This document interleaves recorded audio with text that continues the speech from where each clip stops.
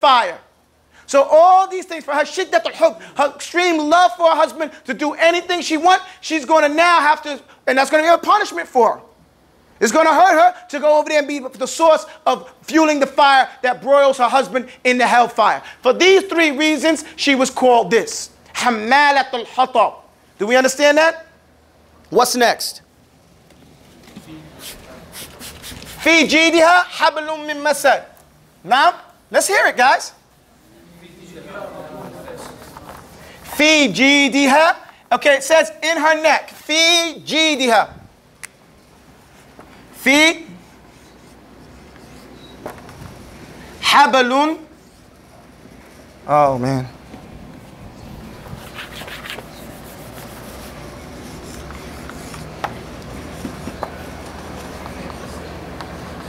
Masad. Okay, min masad. Okay, fi jidiha hablum min masad. Jid is your neck, okay? Jid is your neck, how they died. Don't make me forget how they both died, okay? So, she used to take this rope, fi jidiha hablum min masad. First of all, kanat li Jamil. Jamil, she had a necklace, okay? Fakhira. It was made up of precious stones and everything that she used to wear on her neck.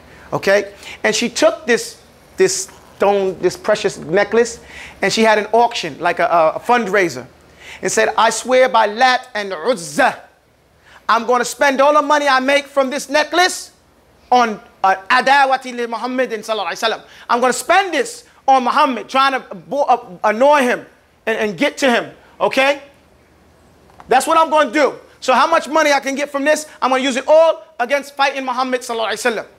That's what she did. So Allah changed her beautiful necklace, the one that she sold, and gave her in the hellfire a punishment suiting, befitting the crime that she did. And instead of that, she's going to have a different type of necklace on Yawm al-Qiyamah. The necklace that she gets, Ibn Abbas, he describes, and we have to know who Ibn Abbas is. Ibn Abbas, when we study tafsir, who is he with tafsir? He's the ulama of the Sahaba in tafsir. He said that this chain that she's going to get in the hellfire is going to be made up of hot, molten iron. That's what this chain is. It's not, you know, we said the twisted rope, right? But this is going to be twisted rope from metal, not from no fiber plant. It's fiber plant here, and hereafter, it's molten wet fire. Because you know fire, the chains, when they get hot, they turn into fire. And it's going to go in her mouth and come out her butt. This is what this chain is going to go in. And the rest of it is going to go around her neck. And it's 70 links. This is what she's going to have on Yawm al-Qiyamah. This is her chain, fi jidiha, in her neck, around her neck. That's her new necklace. Habalum min masad. And they say masad in nar, from this fire chain that's around her neck. So that's what she got for selling her bracelet, her necklace, and trying to get this one. And the other thing is this. Jamil, she hung herself. What did she do? She hung herself. She was walking around. She used to carry these thorns with her, that palm leaf fiber rope, and have it around her neck and pull it. One day she slipped and she hung herself with that same rope that she was using to carry that dried wood to put it in the path of the Prophet ﷺ. So she died in a way that was befitting for her crime also. Mafhum?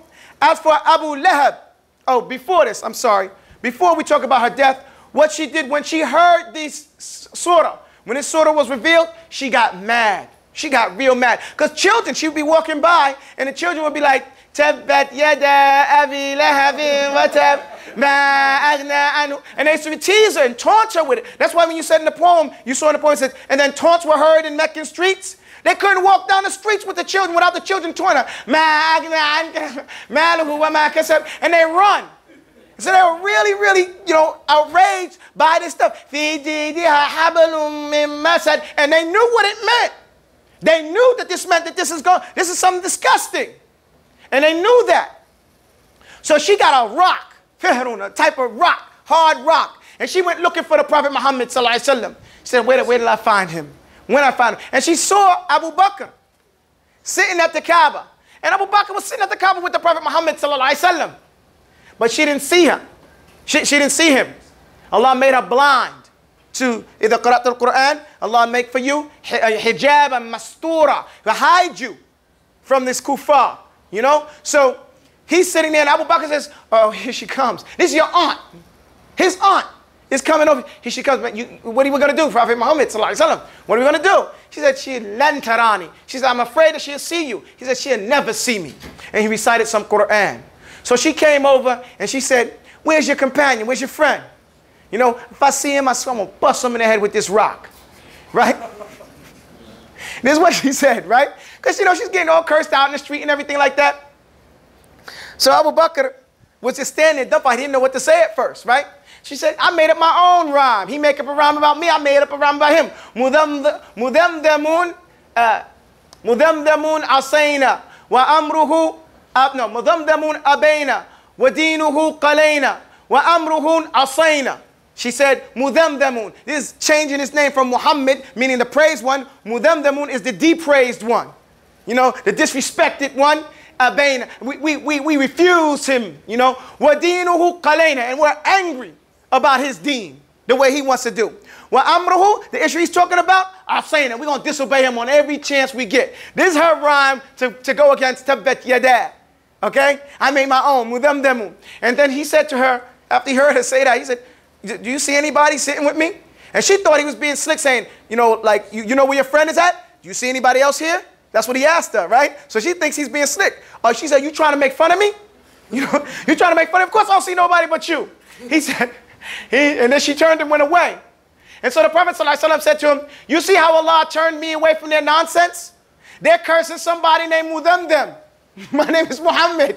You know what I'm saying? So he missed him. That whole thing like that. But like I said, then afterwards, when she was trying to sneak around at night, throw the stuff, she hung herself, which only added to the grief of Abu Lahab. And then at Badr, this went on. He had to live with this. After they left, you know, like 4 months into Badr, 4 months into Medina, they started fighting. Badr and everything starts. So now, Badr has just been fought. And Abu Lahab is sitting there at the Kaaba, and he's sitting in a tent. And in your tent, when you go to, like in other countries, you guys know, in like in Mauritania and stuff like that in the desert, you sit with your family, your clan. So in this tent by the Kaaba is Lubaba Fadl, the wife of Al-Abbas, the uncle of the Prophet Muhammad sallallahu alaihi wasallam, the brother of Abu Lahab, and also the sister of Maymuna bint al-Haritha, the wife of the Prophet sallallahu alaihi wasallam. So Lubaba Fadl is and the mother of Ibn Abbas. She's in the tent with Abu Lahab, and she has a slave with her, and the news comes, the rider comes, and Abu Lahab sitting there, and some other people from the Quraysh, they're all relaxing and everything like that. And the warner comes in, and the messenger, I'm sorry, he comes in, and he says, the Muslims routed the Quraysh. They destroyed us at Badr, and the Muslims won the battle. So the slave says, Allahu Akbar, because you know they were secret Muslims.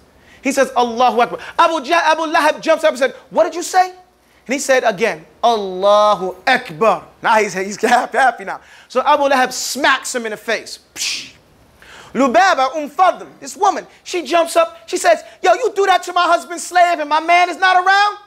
And my man is not around? Because he was at Badr. So the taunt is like, look, my man went and fought on the battlefield. Because remember, Al-Abbas was secret Muslim. And he went and he was caught at Badr and was one of the prisoners. During the fight, he was stripped naked. And he was on the battlefield naked. And the Prophet came around and gave him a shirt. And that little act of kindness helped him become stronger as in his Islam. You know, and become more open with his help towards the Muslim. But at that time, he was still with the Quraysh, as were some other people. But that's a different story. So she's saying, my man is out on the battlefield and you're going to slap his slave when he's not around? She grabbed a tent pole and bust him upside his head. It cracked his skull. And only you could see like a trickling blood coming down his face. And when I was speaking to one of the people of Hadith about this, and I asked them, this historian, I was asking them what to narrate to me. They couldn't remember, but he said something. He said something at that time. And he didn't really treat the wound that well, and Allah made it become festering. And a week later, he died from those wounds. So this is the story of Tabbat Yada Abi Lahabin wa Tab. And this is how the people in this story, Jamil and Abu Lahab, how they began and how they ended. أقول قولي هذا أستغفر الله لي ولكم والسلام عليكم.